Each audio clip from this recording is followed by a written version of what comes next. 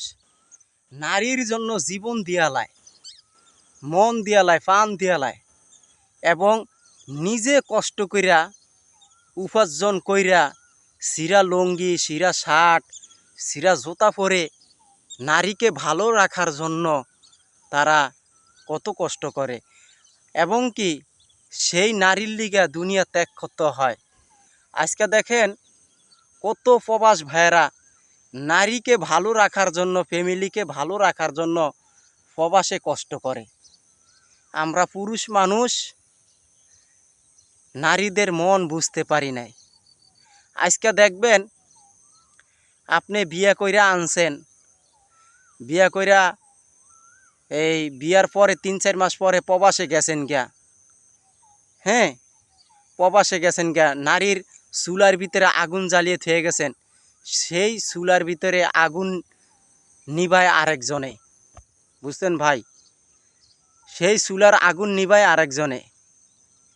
নারীরা হইল চুলার আগুন, সেই আগুন নিভায় আরেকজন পুরুষ মানুষ আইসা।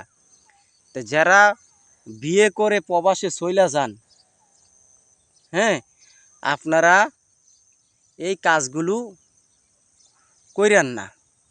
আজকে দেখেন একটা নারী মানুষের জন্য কত কষ্ট করেন, নিজের জীবনটা পর্যন্ত তেজপাতা কইরালান এবং নিজের জীবনটা দিয়ালান নারীর জন্য।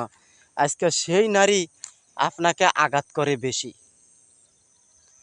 এই দেশের পুরুষ মানুষ নারীকে দেখবেন প্রচুর ভালোবাসে, এই নারীকে প্রচুর ভালোবাসে দেখে আজকে সেই নারীরা পুরুষ মানুষকে প্রচণ্ড আঘাত করে। তো ভাই আপনি সারা জীবন বলদার মতন কষ্ট করে যাবেন নারী মানুষের জন্য। নারী মানুষ যারা প্রকৃতিক নারী মানুষ তারা স্বামীকে ভালোবাসে, যারা প্রকৃতিক নারী মানুষ না তারা স্বামীকে ভালোবাসে না। আজকে দেখেন একটা পুরুষ মানুষ আপনার চিন্তা ভাবনা করে আপনার সন্তানের কথা ভাববা সে প্রবাসে গেছে, প্রবাস থেকে আইসা দেখে সে নারী মানুষ অন্যজনের হাত ধরে চলে গেল এবং অন্যজনের হাত ধরে গিয়ে ঘর সংসার করছে।